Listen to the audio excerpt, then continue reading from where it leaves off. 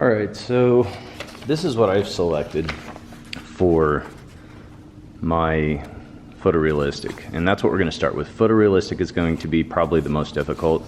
It's going to require you to really develop some skills, and that's why we did the practice painting, mixing colors, making the color wheel, different things like that. Suggestions for choosing your subject. A still life like this, a simple still life, is a good idea. If you can print out a picture, working from that is a really good way to keep it objective as well, because things are going to change like they would in a normal still life.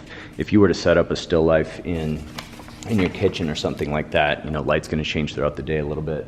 And you may change your perspective inadvertently. And so working from either another painting or like an image of a still life or taking a photograph would work well. Another good subject for this would be like a simple landscape, because it's very easy to understand what's going on in a landscape. People know what to expect there. And so you know, there are all kinds of tutorials online for that as well. Like if you know Bob Ross, he's all about landscapes and stuff like that, but we'll work with that a little bit later. First thing I did though, before I got into all this, was I took my canvas, not a real canvas, right, but our cheapo canvas, and I cut it and trimmed it really cleanly, using a razor knife and a ruler. And so kind of what it looked like before, where I had that excess paper hanging off the sides. And I do get a little bit of corrugation in here, but that's going to be okay. It'll keep it nice and flat as such. So the first thing you're going to want to do is kind of like alla prima style, you want to draw first. And I like to layer up colored pencil and then go over it with tempera, watercolor, acrylic. We're going to use tempera again just because it's easier to mix.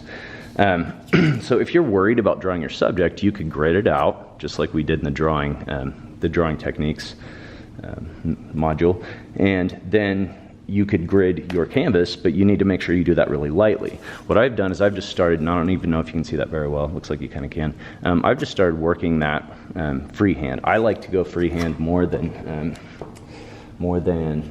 using any kind of a grid system, but Chuck Close, Audrey Flack, those highly photorealistic artists that I was presenting in the last lecture, they do a good deal of grid work just to make sure that everything's looking really objective. Again, if you can do this by observation, great. So working my subject first, I just mapped out, you know, the cherry, mapped out the stem. I'm working on the shadowing now beneath that, and then I'm going to kind of get some of these other shadows up in here. Before I get into the actual painting of the subject, I'm going to block in the negative space, which kind of, again, may be difficult to see, but there's a good deal of blue in there, mostly white, so we'll be tinting that quite a bit. Good subjects are subjects that are like a single color, like monochrome, or in this case, a very little amount of a different color here. That way you can really focus on blending a single color. Portraits are hard for this because getting a skin tone is very difficult to achieve and to keep it with high fidelity.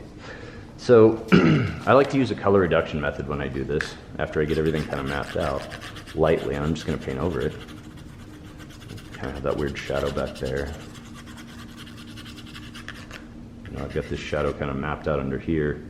Looks like maybe I actually need to extend this and make it a little bit longer, so I'm going to go to the edge of the canvas here. That looks a little bit more correct. And then the long shadow of that stem.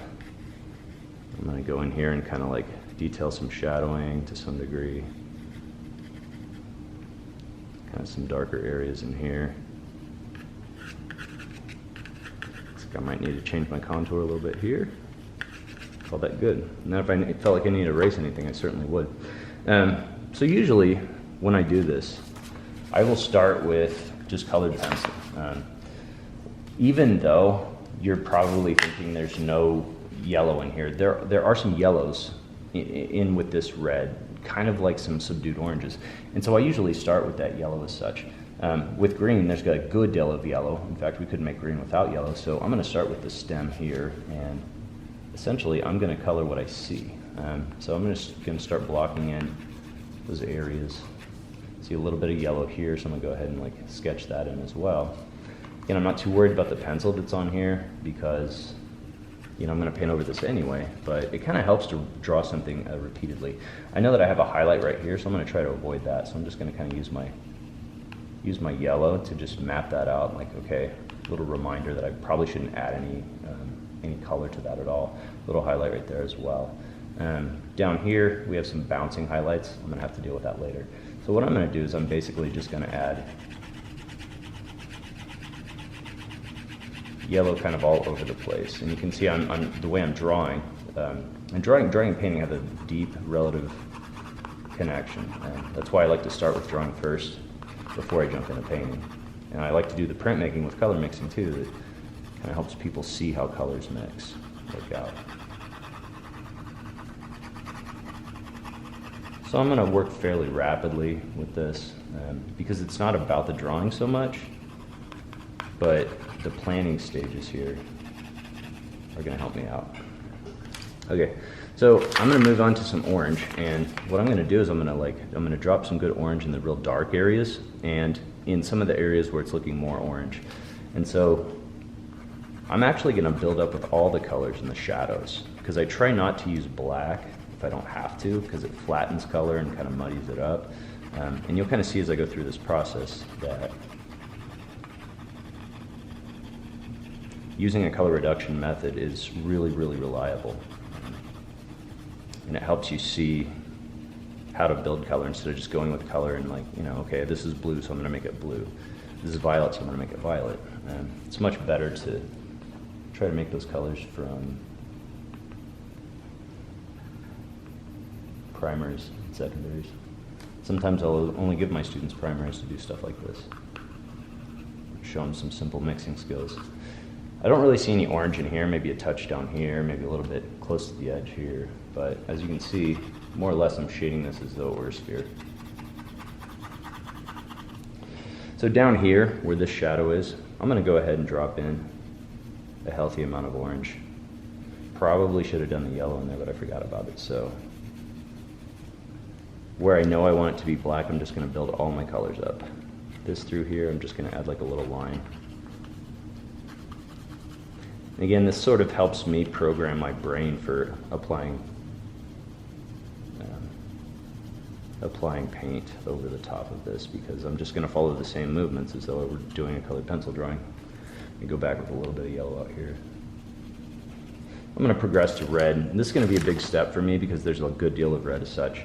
And so now I'm going to start really working on refining my contours on the outside. Like if I see that something needs to change a little bit, this is when I start making those changes. But I see it's very dark back here, so I'm going to go ahead and build that up pretty heavily over the top of the orange and that yellow. I'm not going to worry so much about these little highlights right now because I'm going to go back in and get those later with paint. So I'm just going to go ahead and kind of like make it a little lighter on the bottom where that highlight is. But then as I'm getting up and through here,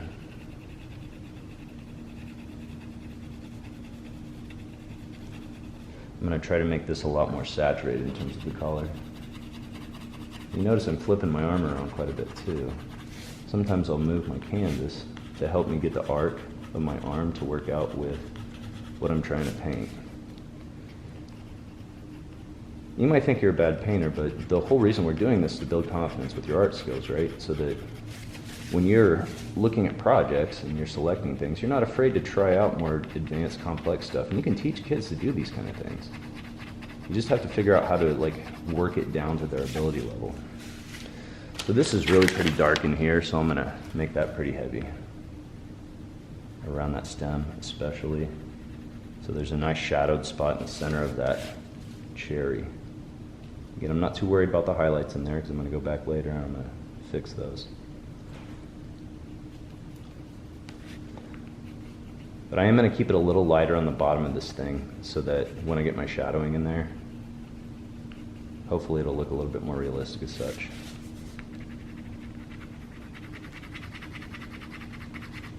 You can see I'm working on a flat surface instead of an easel. I don't know, it's just more comfortable for me sometimes, especially when I'm working on a smaller piece like this. When I begin painting, I will likely be working on an easel in a separate video. So now I'm going to come down here and get this. It's heaviest in this area. So I might leave a little bit of this colorful. Like maybe not go over all that orange. But I'm going to softly suggest kind of like a darker spot in there. But in this area, I want it really, really dark. I want high saturation of color. hopefully you saw with the tints and shading of colors that using black for this, it totally kills the vibrancy of the color. And color is the main vehicle for getting your point across in painting. So again, it's really important to ensure that we try to stay away from tinting and shading unless we absolutely have to do it. And there are times when it calls for it. I'm just kind of like, looks like I actually probably need to change this a little bit, so now I'm going to go ahead and build that out.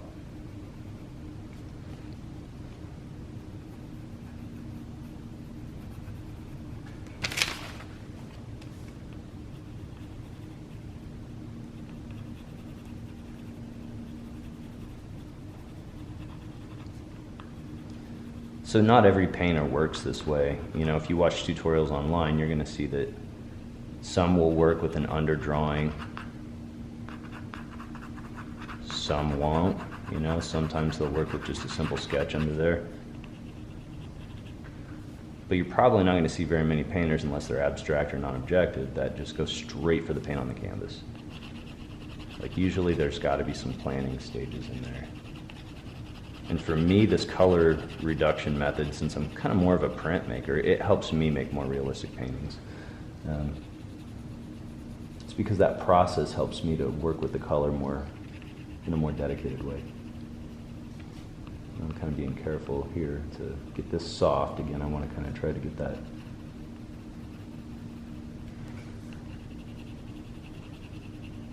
that good fidelity of color going on in there while still maintaining highlights. Those areas. Okay, so this might seem weird to you, but I'm going to add a little bit of red to the bottom of this as it's darker. A little darker here too. I'm going to go ahead and add a touch of red here, not much at all. Okay, so now I'm ready to progress into my blues. And again, you're probably thinking, you know, why use blue? But there's a lot of violets in here, right? And so I'm going to start back there. And now by layering this stuff up, you know, I'm not getting a pure blue. I'm getting all those other colors that are sort of reflecting through the blue. And that's why I'm getting this kind of complex color. It's almost kind of muddy in some cases, right? But this is more about shading the actual form as such.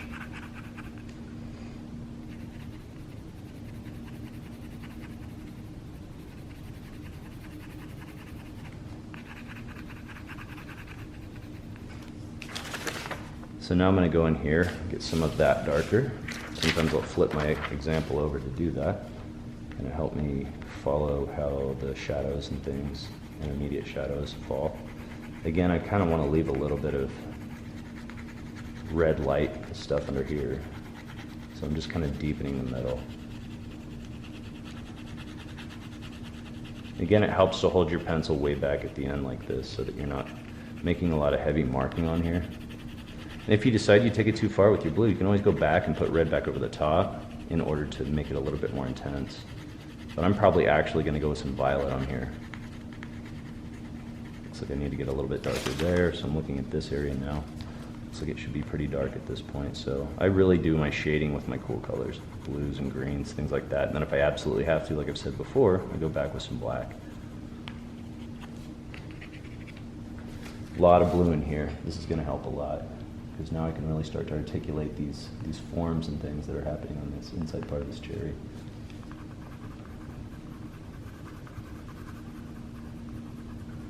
I don't know, the photorealistic painting thing, you know, everybody likes it. They think, oh, you know, you're so skilled. I always liken that to my students. It's like, you know, you've got a camera, or you can like copy things with a copy machine. What really sets me as an artist apart from just a simple machine that's made to reproduce things. That's why I typically work within a more abstract realm. But having these skills is really important to making decisions and being expressive as an artist. However, many people love photorealism. They stay within it, you know, for their entire artistic career.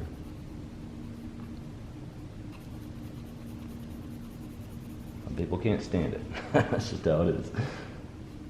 Right. Okay.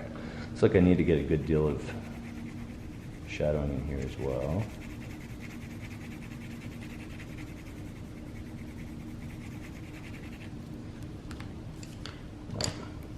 Let's flip it back over, and we will go with the shadow again. So now I'm going to beef this shadow up a lot. So I'm going to load that up with a good deal of blue. I'm trying to create a good crisp edge on that too, because here I can see it's a nice hard contour. Looking at this reproduction, it looks most like an oil painting to me. And what's nice about oils and tempera is that you have a little bit more time to work the paint before it dries, and with tempera you can reactivate it with some water too. So that's why I've chosen tempera for this assignment. It's also why I like to use it with kids, because it's a little bit more forgiving, it washes out of clothes. Oils have harsh chemicals. In fact, Bob Ross isn't with us anymore because he, like a lot of artists, have had trouble with the toxicity of oil media and the solvents and things. It's a beautiful look though. Oil paint. Acrylic dries really quickly, so you gotta work really fast. So I don't really prefer that for learning to paint. Watercolor's a good medium to learn to paint as well, because you can layer things, let them dry quickly.